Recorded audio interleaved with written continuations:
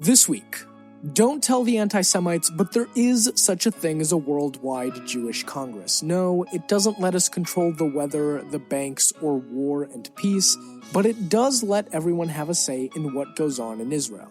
It's called the World Zionist Congress, and the elections for it are happening right now. Why you should care, coming up now. I'm Lev Gringaus, and welcome to The Jews Are Tired, your podcast about Jewish news.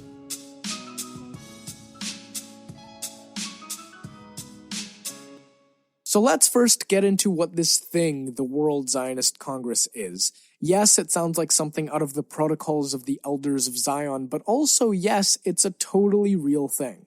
So to summarize a lot of Zionist history, Zionism, the movement for Jewish self-determination, emerged in its modern political form in the late 1800s, and a secular Hungarian Jew named Theodor Herzl of mixed Sephardi and Ashkenazi descent was the person who really kicked things off. Herzl was born in 1860 and became a journalist, later covering a French anti-Semitic scandal called the Dreyfus Affair in the 1890s. Basically, a French Jewish soldier named Alfred Dreyfus was falsely accused of being a spy for Germany. French authorities caught the actual French soldier who leaked information and who was not Jewish, but they let him go and sent Dreyfus to prison instead. This was a case that called into question how civilized France and Europe really was, that even though Jews could be citizens, they were still disenfranchised by the state and subject to anti-Semitism. The Dreyfus Affair pushed Herzl to advocate for Jews to build their own state because, as he saw it, no part of the world would ever really respect or accept Jews, so we had to look out for ourselves and build ourselves a real home. And just to back up a moment, because Zionism is a complex subject politically and historically, it has to be said that lots of people disagreed with Herzl, both about Zionism as an ideology and his particular secular kind of Zionism that didn't put much focus on religious Judaism and what a Jewish state would actually mean or look like. But still, in 1897, Herzl managed to organize the first World Zionist Congress, the launch point to organize his vision of building a Jewish state, and actually got a whole bunch of Jews in a room to figure out how to make Zionism happen. So this central Zionist legislature continued meeting and organizing efforts which over the next 50 years culminated in the establishment of Israel, the Jewish state we have today. And despite Israel existing, the World Zionist Congress has continued to meet as an avenue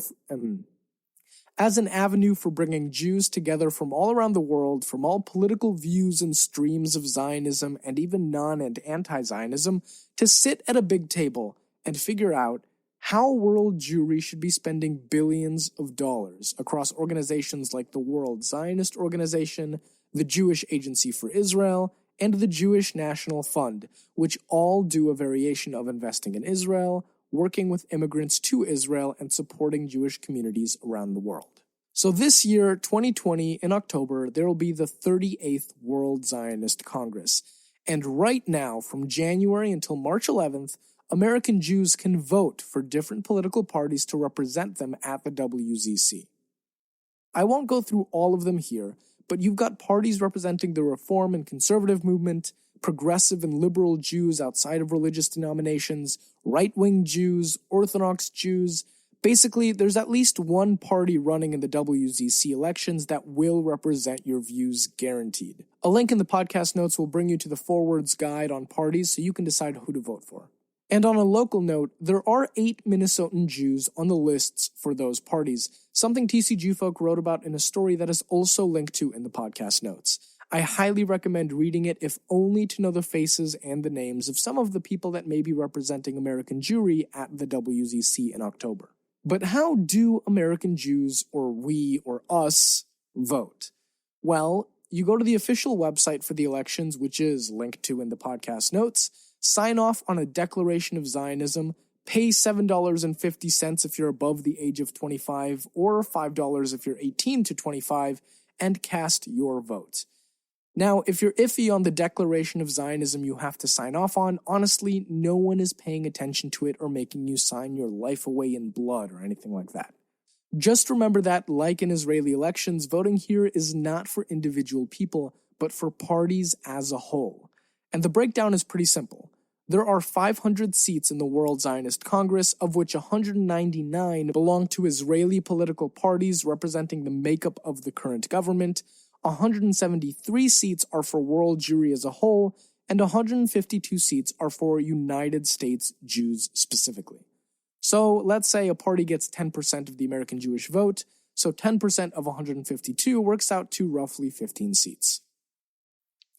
Now, last time WZC elections were held in 2015, only 56,000 American Jews voted.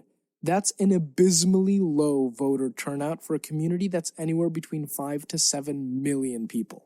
The good news is voter turnout is looking much better this time around because large progressive organizations like J Street have gotten involved. But the moral of the story is people need to vote. Which brings me to the why. Why actually do you need to vote? Why should anyone be voting in these elections? The answer is pretty simple.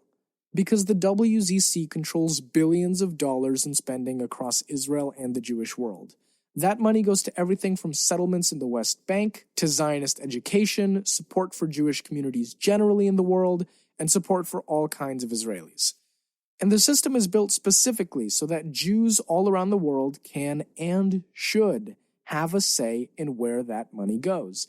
To give just one example of why that matters, the Reform movement managed to win enough seats in the last WZC election to push Israel into financially supporting the Reform movement in Israel, instead of only supporting state-sanctioned Orthodox Jewish institutions. That's a big win for Jewish pluralism in a country where Orthodox Judaism has most of the say in what happens. So at the end of the day, the World Zionist Congress and this election is a way to make your voice heard in Israel and in the Jewish state. Now, if you're still not sure why any of this matters, I called up a friend who is number 4 on the list for Mercaz USA, the Zionist party of the conservative movement. Eric Leiderman works as a Jewish Education Springboard Fellow for Hillel at the University of Wisconsin in Milwaukee, and is a founder of Masorti on Campus, a conservative Jewish campus group. Basically, I asked Eric why he took time out of his life to be a part of this thing, and why he thinks this whole Zionist mumbo-jumbo Congress is worth voting for at all. Number one, give me your perspective on the World Zionist elections. Basically, what is it all for, and why the hell are you running? Well, the World Zionist Congress was started by Herzl, and you would think that since the State of Israel was created, the Congress would no longer have any reason to exist. But really, the way that it functions is it gives diaspora Jewry, not just American Jewry, but everyone who doesn't live in Israel, the opportunity to be at the table with the Israeli government, with the State of Israel, in a way that allows the Jewish state to really represent all Jews. So Israelis get to vote in Israeli domestic elections and form the Knesset, which they get to do for the 3rd time in a year. Lucky them. And we get once every 5 years to elect a Congress that represents, hopefully proportionally, diaspora Jewry, and really show that we're one Jewish people, regardless of whether we're an Israeli citizen or not. We all have a stake in the land of Israel, in the cause of Zionism, and in making sure that world Jewry functions as a singular, cohesive nation. So can you narrow that down any further for why you specifically decided, let's run? Let's do this. So I'm on the Mercaz slate.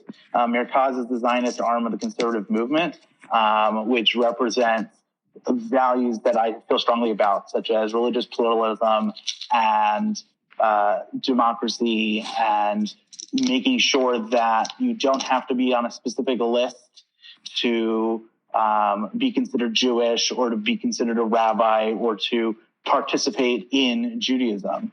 That really what Mercaz is here for is to make sure that every Jew is counted equally, that everyone is able to make Aliyah, that everyone is able to get married in Israel, to have their rabbis recognized and to be one people without some,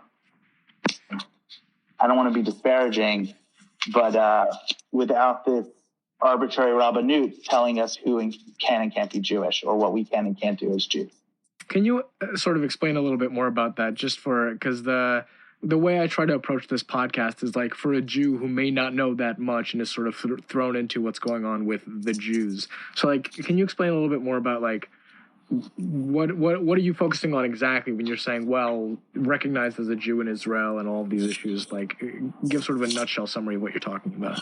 Sure. So the rabbinut, the chief rabbinate of Israel, has control within the state of Israel over Jewish life cycle events: who gets married, who gets divorced, who's the rabbi in which synagogue and who's considered a rabbi. They have control over conversion, which is a really hot button issue for a number of different Jewish communities. And the rabbinut controls all of these aspects in Israel. And what that means is if you're a non-Orthodox Jew, and particularly if you're a non-Orthodox rabbi, your authority and your status is put into doubt for political reasons and not for religious reasons. And so now, like, explain more about why you're specifically running with Mercaz USA, which is the Zionist party of the conservative movement.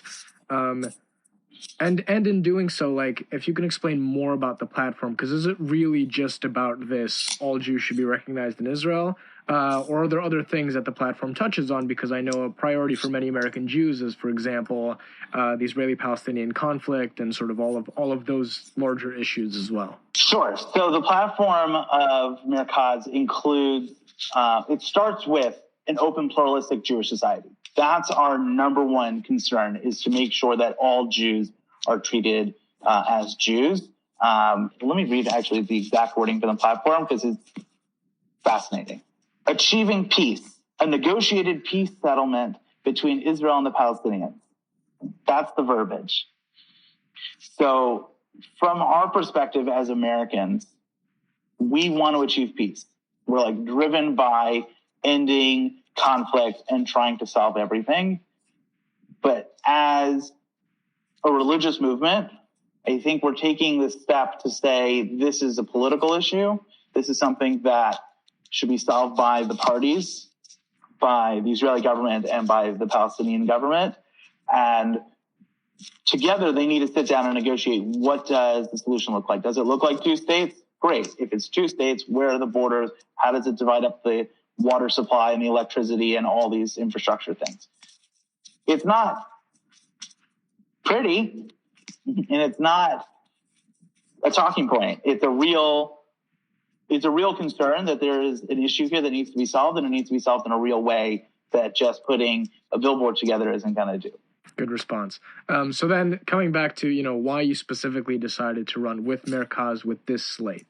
I'm a conservative Jew, very much involved in the movement because I believe that having a significant number of people together brings force and power to our words.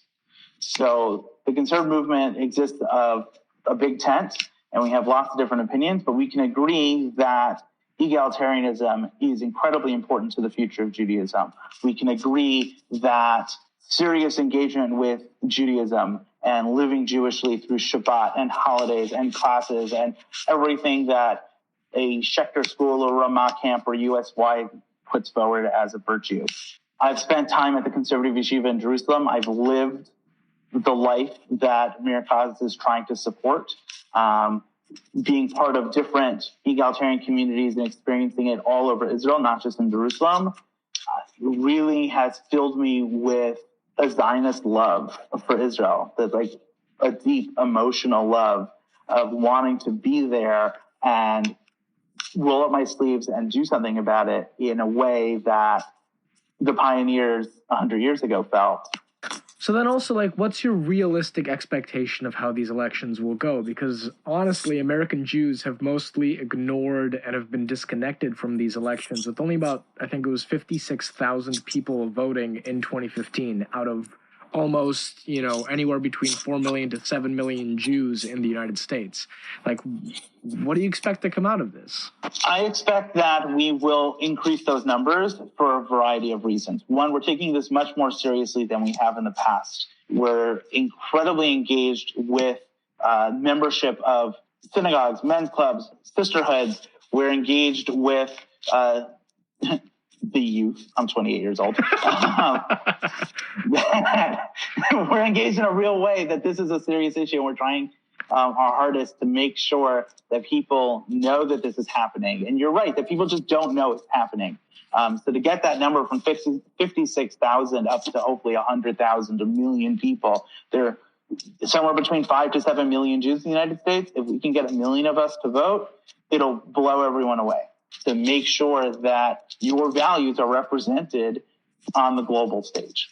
So then looking forward to the actual World Zionist Congress, which is happening in October of this year. And I know it's very early in the year and it's sort of like a long time span to think about.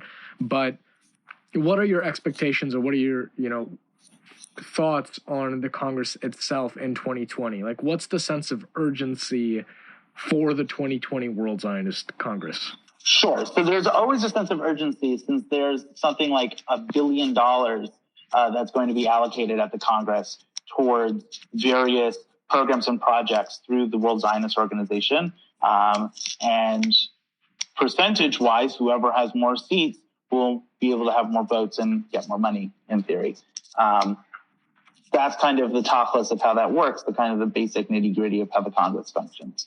What's the urgency is there are still pressing issues that matter to progressive egalitarian Jews. There's women of the wall, there's conversion, there's getting our rabbis recognized with the same extent that they're recognized in North America, South America, and Europe. That there are issues of the Ugandan Jews not being recognized because their conversions were done by conservative rabbis. There's issues about, we can keep making a list. What's driving this is the Israeli government is in flux. The Israelis are going into a third election, so hopefully they'll have a government in time for the Congress. When we have a seat at the table and we go to the Israeli government and say, these are our issues, we need to work on a solution right now. The larger our base is, the more votes we get, the more power we have. It's a direct cause and effect. Our position as pushing pluralism is to make sure that the Israeli government doesn't stifle our voice. That doesn't just say, oh, this is a small group from the outside, we don't need to support them. No, we are full and equal members of the Jewish people. We are full and equal members of the Zionist project. We need full and equal support from the state of Israel, from the end result of what the Congress set out to achieve in the first place. So let's sort of dive into that, because what you're expressing is a view and an appeal that seems to be really hard to make to a lot of American Jews nowadays, because there's sort of two big competing visions. One is that sort of, if we want to call it from the right wing of the Jewish conversation, is that only the Israeli government and Israelis make decisions for Israel. Jews outside of Israel can have no say and should have no say because we don't live there, we don't serve in the army, we're not citizens, so on and so forth. And that sort of cuts diaspora Jews out of the conversation in Israel. And the competing vision to that, sort of from the, I guess we can call it the secular wing, is, well, why do we even need Israel? Why do we care? We can just be Jews in the United States, and like we don't need to concern ourselves with that. And it seems like the appeal for involvement in the World Zionist elections or the World Zionist Congress is really, no, there's a balancing act in the middle of, we are invested as the Jewish people in the project of the Jewish state, and this is a way for us to be involved. But that's a really hard case to make between these 2 points that seem to have like taken over the Israel conversation in America. So, I mean, can you speak to that at all, of the difficulty of mediating those things? Israelis vote in Israeli elections. The diaspora has a chance to make our voices heard through this Congress. So we're not telling the Israelis what to do.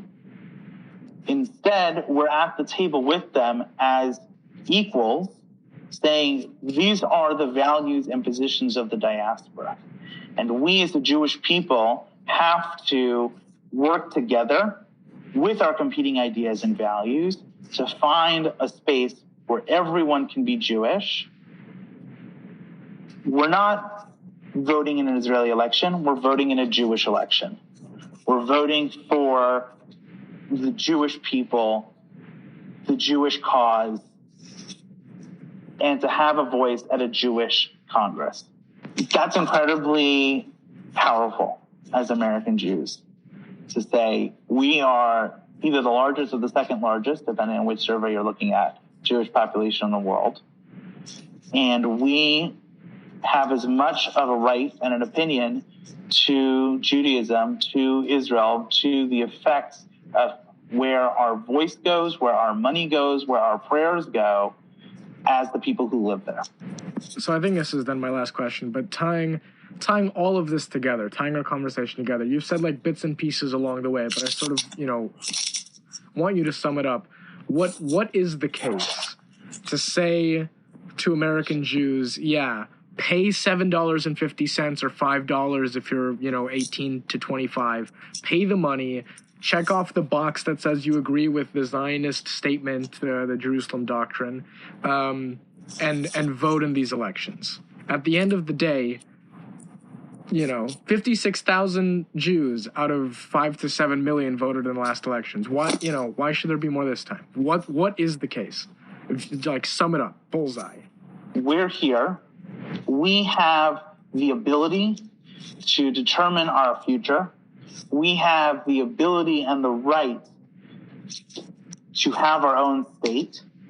That's why I'm a Zionist, because I believe in self-determination.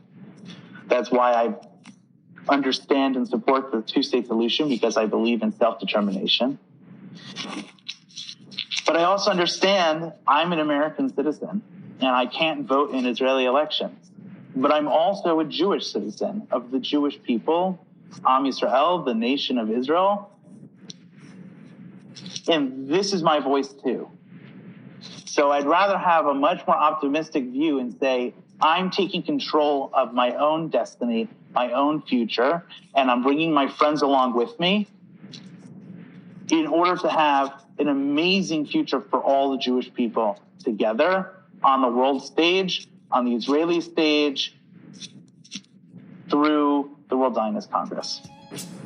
Super well said. Is there anything else you would want to add about any of the points we've made along the way?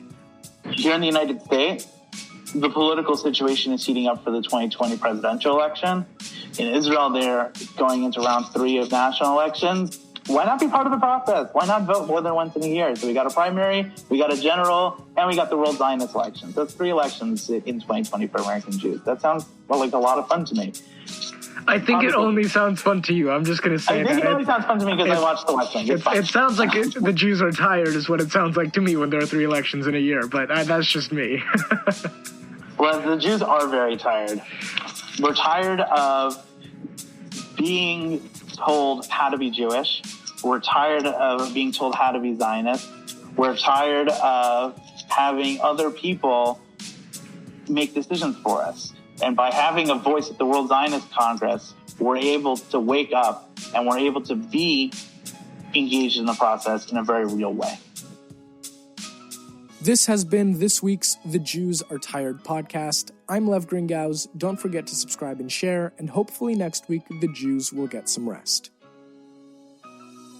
The Jews Are Tired is a product of Jewfolk Inc. For more information, go to tcjewfolk.com or email the show at podcast@tcjewfolk.com.